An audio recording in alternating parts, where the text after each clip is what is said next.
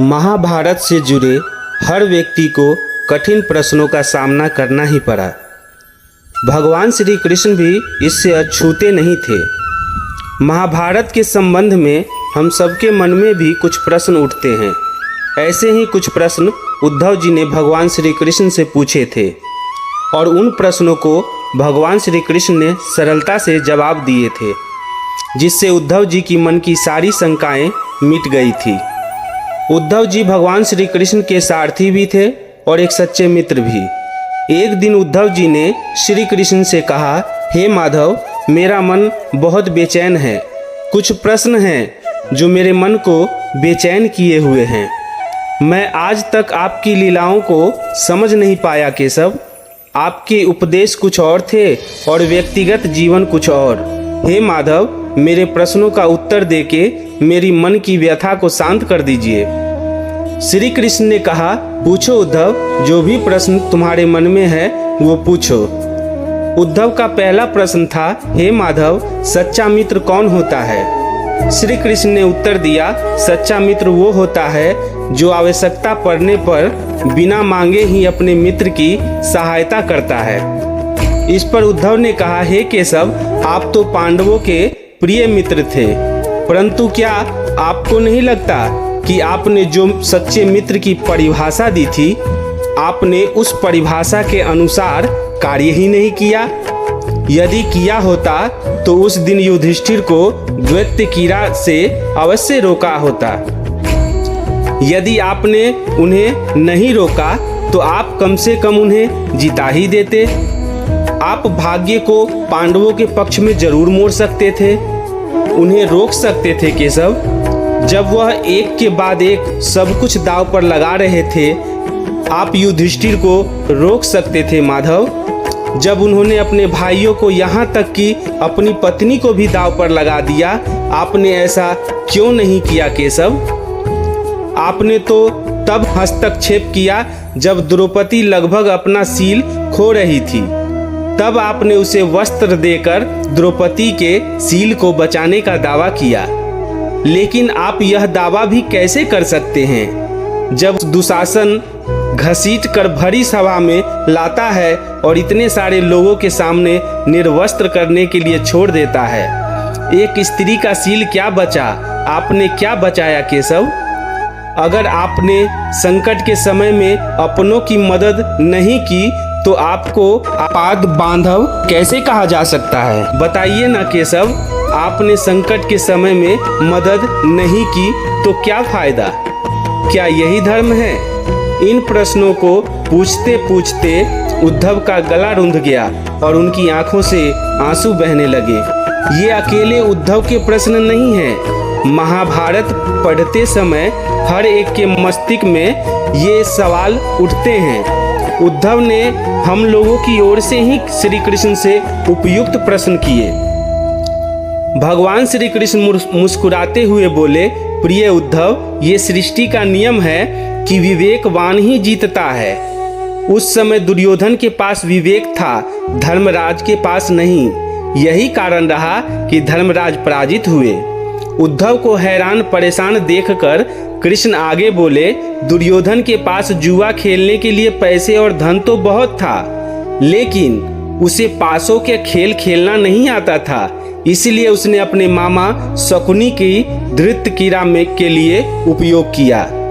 यही विवेक है। धर्मराज भी इसी प्रकार सोच सकते थे और अपने चचेरे भाई से पेशकश कर सकते थे कि उनकी तरफ से मैं खेलूंगा। जरा विचार करो उद्धव कि अगर शकुनी और मैं खेलता तो कौन जीतता? पासे के अंक उसके अनुसार आते या मेरे अनुसार? चलो इस बात को भी जाने दो।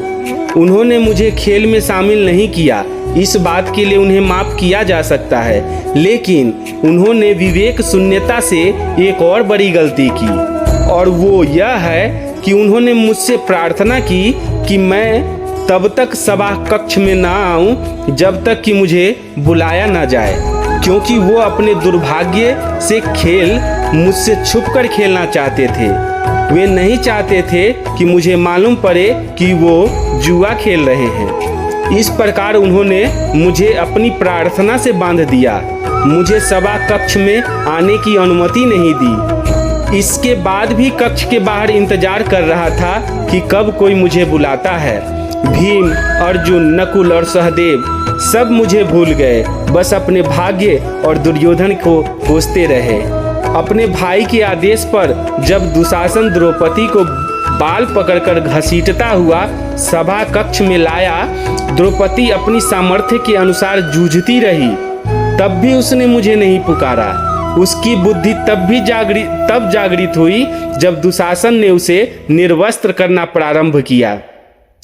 जब उसने स्वयं पर निर्भरता छोड़कर हरि हरि अभ्यम कृष्णा अभ्यम की गुहार लगाई, तब मुझे उसकी सील की रक्षा का अवसर मिला। जैसे ही मुझे पुकारा गया, मैं अविलंब पहुंच गया। अब इस स्थिति में मेरी गलती बताओ। उद्धव बोले, कान्हा, आपका स्पष्टीकरण प्रभावशाली अवश्य है, किंतु मुझे पूर्ण संतुष्टि नहीं हुई है। क्या मैं एक और प्रश्न पूछ सकता हूँ? कृष्ण की अनुमति से उद्धव ने पूछा।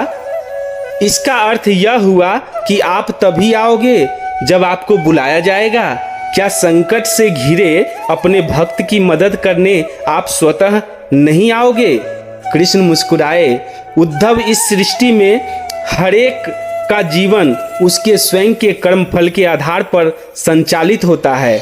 न तो मैं इसे चलाता हूँ और ना ही इसमें कोई हस्तक्षेप करता हूँ। मैं केवल एक साक्षी हूँ। मैं सदैव तुम्हारे नजदीक रहकर जो हो रहा है उसे देखता हूँ। यही ईश्वर का धर्म है। उद्धव बोले, वाह वाह, बहुत अच्छा माधव। तो इसका अर्थ यह हुआ कि आप हमारे नजदीक खड़े रहकर हमारे सभी दुष्कर्मों का निरीक्षण करते रहेंगे। हम पाप पर पाप करते रहेंगे और आप हमें साक्षी बनकर देखते रहेंगे। आप क्या चाहते हैं कि हम भूल करते रहें, पाप की गठरी बांधते रहें और उसका फल भोगते रहें? उलाहना देते हुए उद्धव ने पूछा। तब कृष्ण बोले, उद्धव, तुम शब्दों की गहरे अर्थ को समझो। जब तुम समझकर अनुभव कर लोगे कि मैं तुम्हारे नजदीक साक्षी के रूप में हर पल हूँ, तो क्या तुम कुछ भी गलत या बुरा कर सकोगे? तुम निश्चित रूप से कुछ भी बुरा नहीं कर सकोगे। जब तुम यह भूल जाते हो और यह समझने लगते हो कि मुझसे छुपकर कुछ भी कर सकते हो, तभी तुम मुसीबत में फंसते हो। उद्धव जी को अब अपने सारे प्रश्न के उत्तर मिल गए और उनकी सारी शंकाओं का समाधान हो गया। यह संसार का अटल सत्य है दोस्तों। अगर हम ईश्वर को हमेशा अपने ध्यान में रखकर कार्य करेंगे तो यकीनन हमारे जीवन में कभी दुख तकलीफ नहीं आएगी।